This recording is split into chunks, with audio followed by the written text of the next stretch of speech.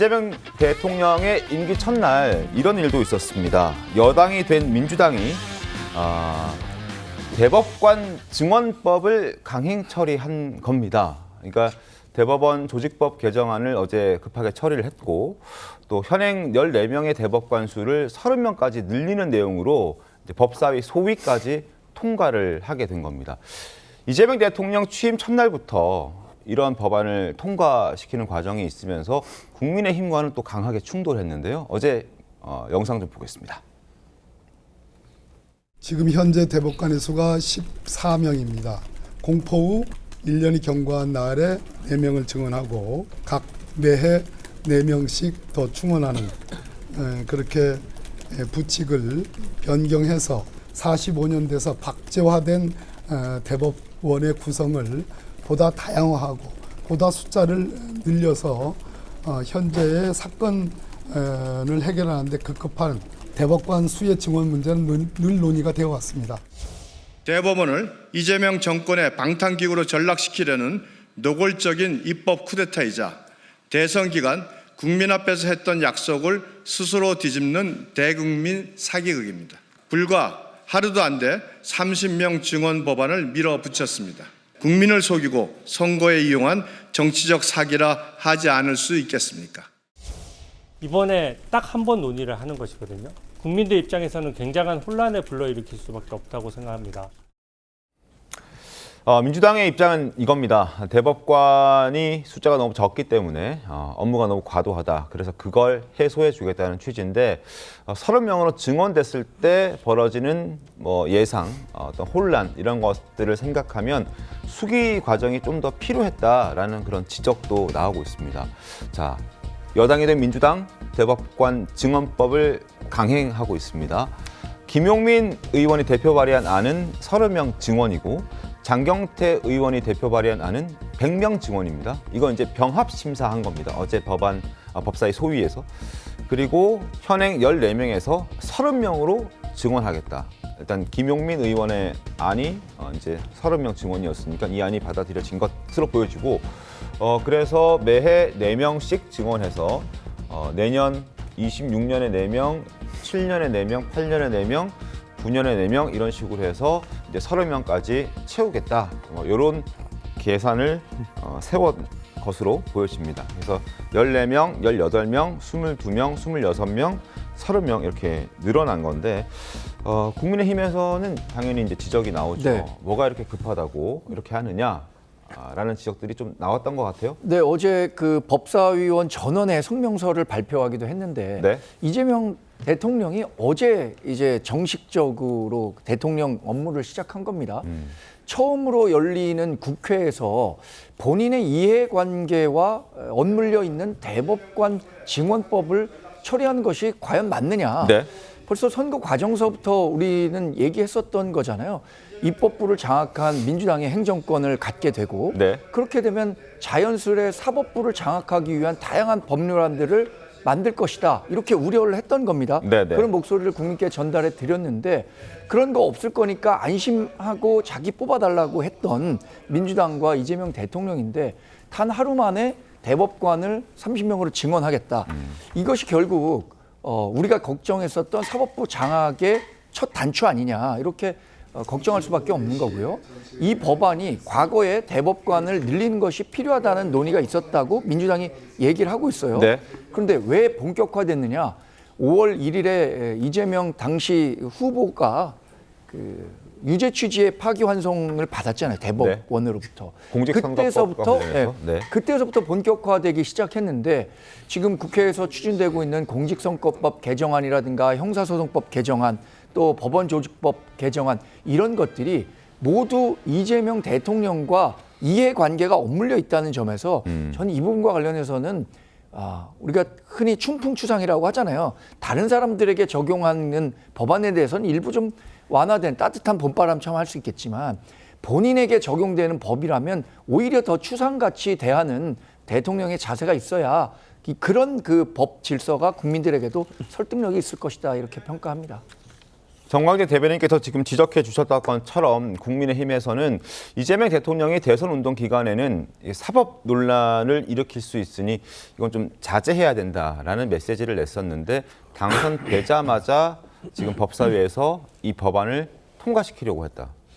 이런 논란들이 지금 있는 거고 그런 지적들이 국민의힘에서는 나오고 있습니다. 지난달 후보 시절 이재명 대통령이 했던 목소리 한번 들어보겠습니다.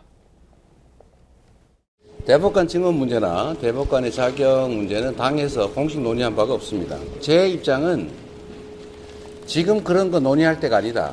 지금은 사법 논란을 하지 말라고 제가 선대위에 지시를 한 상태고 특히 민생개혁, 민생대책이 가장 급선무인 상태이기 때문에 자, 이 법안의 논란이 큰 이유는 16명을 모두 이제 증언하게 되는데 그 증언되는 인원 모두 이재명 대통령 임기 내에 하게 된다는 지적도 있습니다. 화면 함께 보시죠.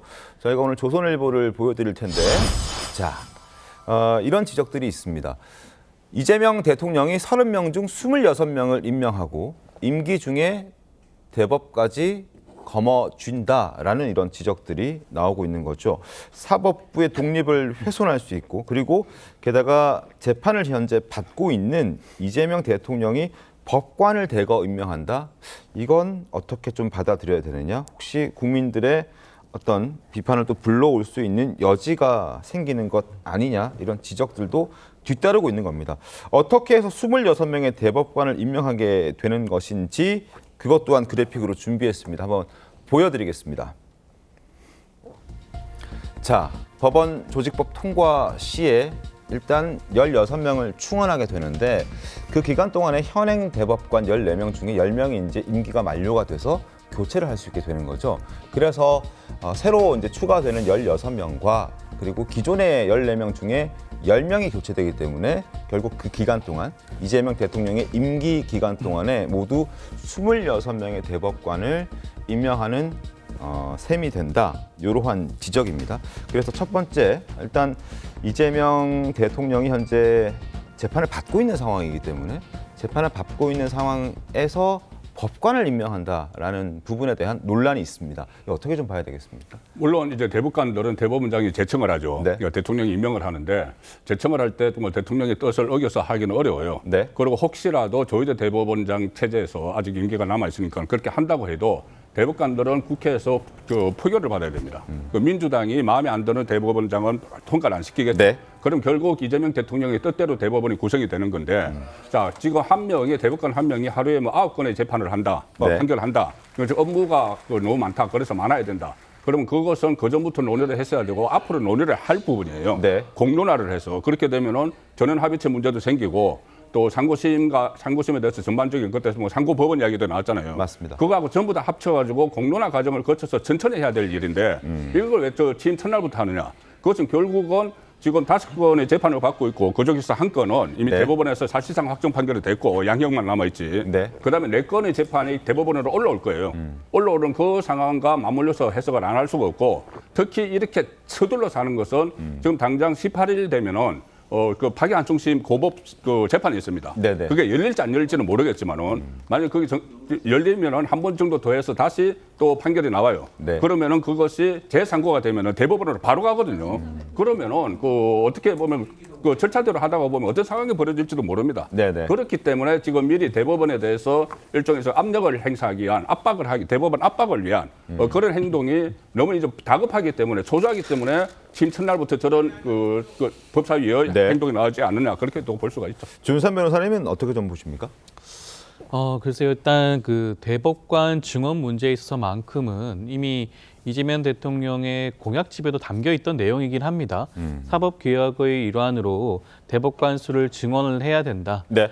대부분의 국가, 그러니까 저희가 대륙법계 국가라고 하는데 법에 있어서만큼은 독일과 프랑스의 경우에도 100명이 넘는 대법관들이 있고 스페인의 경우에도 8명이 넘는 대법관이 있습니다. 그런 측면을 살펴보게 된다면 대법관 수를 늘리는 것이 잘못됐다고 단정할 수는 없는 것이에요. 법조계에서도 대부분 특히 변협에서도 발표를 한 바가 있습니다. 네. 대법관 증언의 필요성에 대해서 성명을 발표한 바도 있고요. 과거 양승태 대법원장 시절에도 상고법원을 설치해달라고 했어요. 그 말 자체가 대법관들이 지금 현재 업무가 굉장히 과중하다는 겁니다. 네. 1년 동안 처리한 건수가 4,000건이 넘어요. 보통 우리가 뭐 지금 미국을 예를 들면서 미국은 대법관 수가 적은 거 아닌가요? 라는 말씀을 하시는데 미국 대법관들은 한 해 동안 처리하는 건수가 수십 건에 불과합니다. 수십 건이면 충분히 처리할 수가 있죠. 근데 지금은 4,000건이에요. 사실 30명으로 늘린다고 해도 그 수가 그렇게까지 많이 줄어들지도 않는 건 현실이긴 합니다. 네. 차차 그 숫자를 늘려야 될 필요성은 당연히 있는 것이고요. 그 첫 번째 일환으로 30명 증언안을 낸 것이고요. 네. 여기에 대해서는 물론 지금 법안 소위만 통과했을 뿐입니다. 네네. 법사위 전체 회의 일정을 잡은 것도 아니고요. 전체 회의는 어제 약간 내부에서도 속도 조절론이 나와서 그렇죠. 일단 보류하는 본회의도 것으로 마찬가지입니다. 알고 아직까지 있습니다. 갈 길이 멀죠. 그 과정에서 충분한 수기와 논의도 뭐 가능하지 않을까라는 말씀도 드립니다. 네. 전 한 가지 우리 민주당이 알아야 되는 부분이 있다고 생각해요. 국민이 어떻게 인식하느냐가 가장 중요한 겁니다. 네네.